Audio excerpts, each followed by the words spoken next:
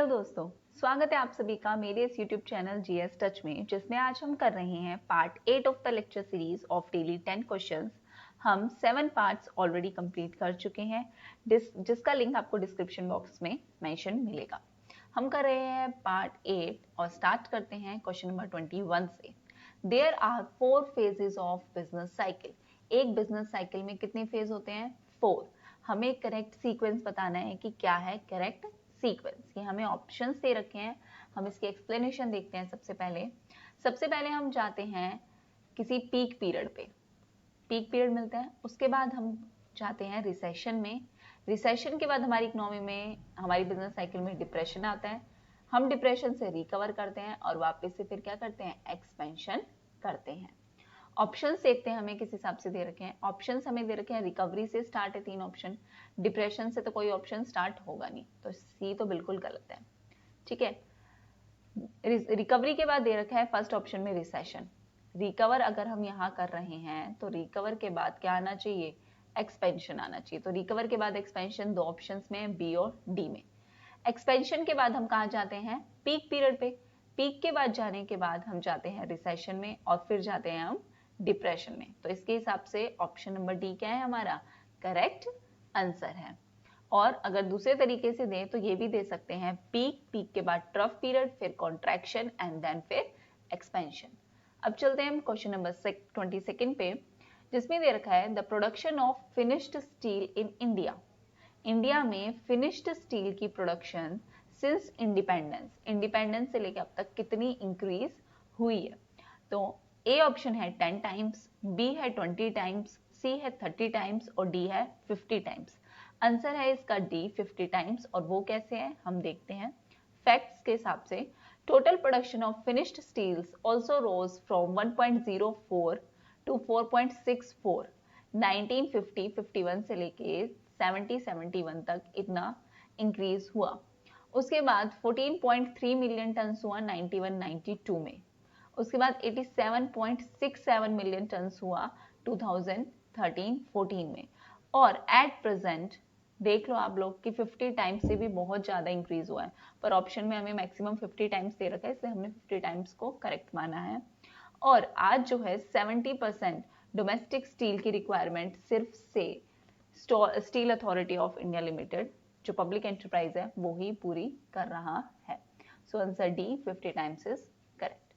Next चलते हैं question number 23 पे। The concept of effective revenue deficit has been used for the first time in Union Budget 4. First time कब use हुआ था effective revenue deficit का concept? Explanation देखते हैं। इफेक्टिव रेवेन्यू डेफिसिट क्या होता है? सबसे पहले ये होता है difference between revenue deficit and grants for creation of capital assets. Revenue deficits और grants for creation of capital assets का डिफरेंस क्या कहलाता है? इफेक्टिव रेवेन्यू डेफिसिट कहलाता है। और सबसे पहले इंट्रोड्यूस किया गया था 2011-12 में फर्स्ट टाइम, और 12-13 में इफेक्टिव रेवेन्यू डेफिसिट को एज अ फिस्कल पैरामीटर भी इंट्रोड्यूस किया गया था। तो कब हुआ था ये? 11-12 में हुआ था। सो ऑप्शंस के हिसाब से ऑप्शन सी क्या है हमारा करेक्ट आंसर, कि फर्स्ट टाइम यूनियन बजट में 11-12 में हुआ था। नेक्स्ट क्वेश्चन पे चलते हैं। Question number 24, which tax is likely to contribute maximum to the central government tax revenue during the year 11-12? 11-12 के ईयर के टाइम पे सेंट्रल गवर्नमेंट में सबसे ज्यादा कौन कंट्रीब्यूट करता था? किस टैक्स से हमें सबसे ज्यादा पैसे मिलते थे? ऑप्शंस दे रखे हमें central excise duty, custom duty, income tax और कॉर्पोरेट टैक्स। एक्सप्लेनेशन देखते हैं।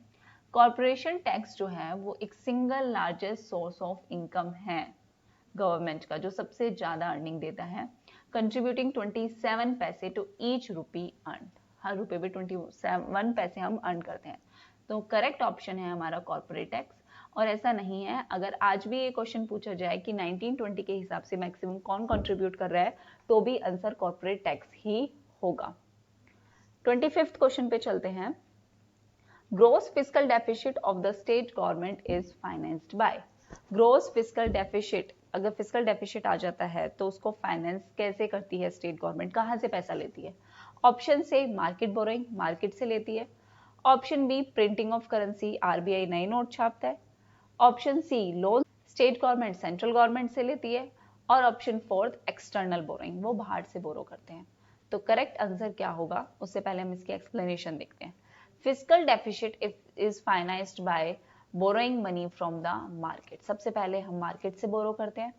Earlier, government used to borrow directly from the RBI to finance its deficit by issuing bonds to the RBI. State government क्या करती थी, bonds issue कर देती थी RBI को, और आरबीआई क्या कर देता था, बदले में पैसे दे देता था। This system has been done away with. Currently government borrow from the market facilitated by RBI through an auction process. एक ऑक्शन प्रोसेस से हम आरबीआई से पैसा ले सकते हैं, मनी हम मार्केट से बोरो कर सकते हैं। ऑप्शन सी हमारा करेक्ट है, जो कि क्या है, फर्स्ट एंड थर्ड। फर्स्ट है हमारी मार्केट बोरोइंग और लोन्स फ्रॉम सेंट्रल गवर्नमेंट। हम सेंट्रल गवर्नमेंट से लोन ले सकते हैं और डायरेक्ट मार्केट से बोरो कर सकते हैं।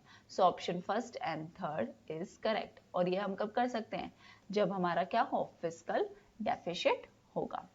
नेक्स्ट क्वेश्चन पे चलते हैं हम, question number 26। Match the items of the list 1 with the items of list 2 for the given code. हमें 3 कोड दे रखे हैं, cannons of taxation, cannons of public expenditure और इफेक्टिव इंसिडेंस ऑफ टैक्स। और यहाँ पे हमें बता रखा है कि किसने किसके बारे में बात की थी। फोर्थ हमें दे रखा है benefit received approach of public expenditure, और इकोनॉमिस्ट का नाम तो देखते हैं। कैनन्स ऑफ टैक्सेशन ए, इसके बारे में किसने बात की थी, इसके बारे में बात करने वाले थे हमारे एडम स्मिथ। ठीक है, नेक्स्ट है cannons of public expenditure. Public expenditure के बारे में बात करने वाले कौन थे, फिंडले शिराज, जो हमारे एक और वीडियो में भी सेम क्वेश्चन है ये।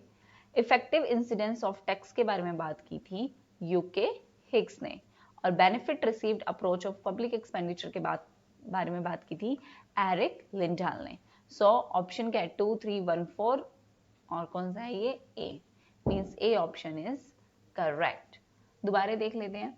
टैक्सेशन के बारे में बात की थी एडम स्मिथ ने, पब्लिक एक्सपेंडिचर के बारे में बात की थी फिंडले शिराज ने, इफेक्टिव इंसिडेंस ऑफ टैक्स के बारे में बात करने वाले थे यूके हिग्स, और benefit received approach of public expenditure के बारे में बात की थी एरिक लिंडाल ने। नेक्स्ट क्वेश्चन पे चलते हैं।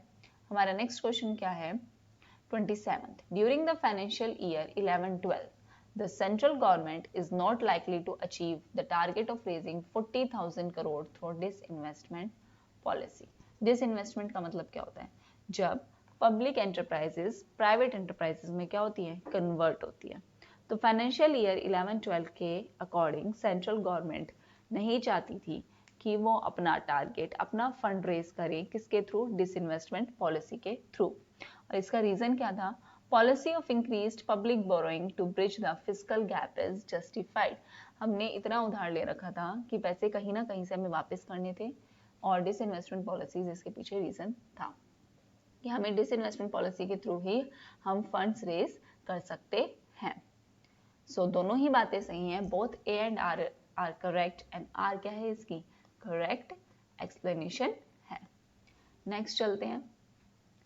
नेक्स्ट क्वेश्चन है 28. Arrange the following reports in chronological order from the given codes. 4 चीजें दे रखी हैं और ये क्वेश्चन बहुत बार रिपीट होता है। फर्स्ट है direct tax inquiry committee final report, second है final report of rationalising and simplification of tax structure, third है Indian tax reform report of survey, and fourth है टैक्सेशन इंक्वायरी कमीशन। हम देखते हैं सबसे पहले इसकी explanation.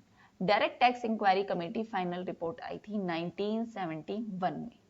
Final report on rationalising and simplification of tax structure आया था 1968 में। Indian tax reform report of सर्वे आई थी 1956 में, और टैक्सेशन इंक्वायरी कमीशन आया था 1953-54 में। तो फर्स्ट नंबर पे आया था टैक्सेशन इंक्वायरी कमीशन। उसके बाद आया था हमारा इंडियन टैक्स रिफॉर्म रिपोर्ट। उसके बाद हमने दी थी final report of rationalising and simplification, और सबसे लास्ट में थी direct tax inquiry committee final report. So 4, 3, 2, 1 ये है हमारी correct sequence. Option A is correct. Next question पे चलते हैं हम। नेक्स्ट क्वेश्चन क्या है 29. The most important characteristics of federation is. एक फेडरेशन में क्या इंपॉर्टेंट कैरेक्टरिस्टिक्स होते हैं, फेडरल गवर्नमेंट क्या होती है, जो अपनी पावर्स को डिवाइड करती है सेंट्रल में और स्टेट में। इंसाइक्लोपीडिया ब्रिटेनिका के अकॉर्डिंग फेडरेशन क्या है? As a form of government in which the essential principle is that there is union of two or more states. दो या दो से ज्यादा स्टेट्स किसके कंट्रोल में होंगी? Under the central body for certain permanent objectives. जैसे इंडिया एक फेडरल है, फेडरल कंट्री है जहाँ पे क्या है? सेंट्रल गवर्नमेंट है, स्टेट गवर्नमेंट है और वो कोऑर्डिनेशन से काम करते हैं।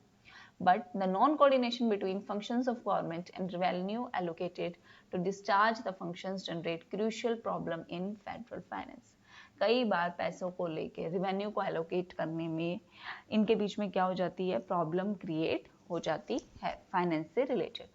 Therefore, as a matter of fact, there is no uniform principle which determine the resource allocation in federal finance. मतलब सब कंट्रीज का कोई यूनिफॉर्म प्रिंसिपल नहीं है कि हम लोग ये ही फॉलो करेंगे, सब अपने तरीके से रिवेन्यू को क्या करते हैं? डिफरेंट एलोकेट करते हैं। सो ऑप्शंस देखते हैं।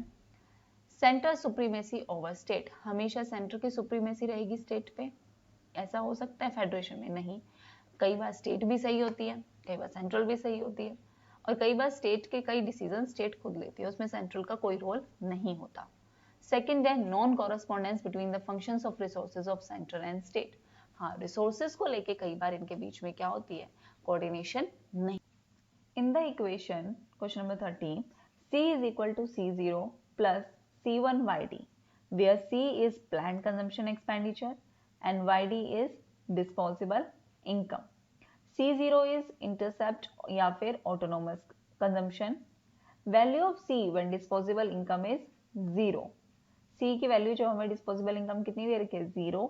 और C1 हमें क्या दे रखा है? MPC, marginal propensity to consume. Which of the following is the endogenous variable? इनमें से कौन सा एंडोजीनियस वेरिएबल है? तो दो तरीके के वेरिएबल होते हैं, एक्सोजीनियस और एंडोजीनियस। एक्सोजीनियस वेरिएबल्स कौन से होते हैं? Exogenous variable is one whose value is determined outside the model and is imposed on the model, जिसकी वैल्यू डिसाइड हो जाती है और मॉडल के ऊपर इम्पोज कर दी जाती है। जबकि एंडोजीनियस वेरिएबल क्या होते हैं? Endogenous variable are those whose value is determined by the model, जिसकी वैल्यू मॉडल ने ही डिटरमाइन की गई है। और यहाँ पे क्वेश्चन में किसकी वैल्यू मॉडल ने ही डिटरमाइन की गई है? C1 YD की वैल्यू मॉडल ने डिटरमाइन की गई है। बोला है यहाँ पे कि C1 क्या है? Marginal propensity to consume, already model ने डिटरमाइन किया गया है इसकी वैल्यू। तो ऑप्शन सी क्या है हमारी? करेक्ट है, C1 and YD. If you find it helpful, then please like, share and subscribe my channel GS Touch. Thank you so much. Stay safe and stay healthy.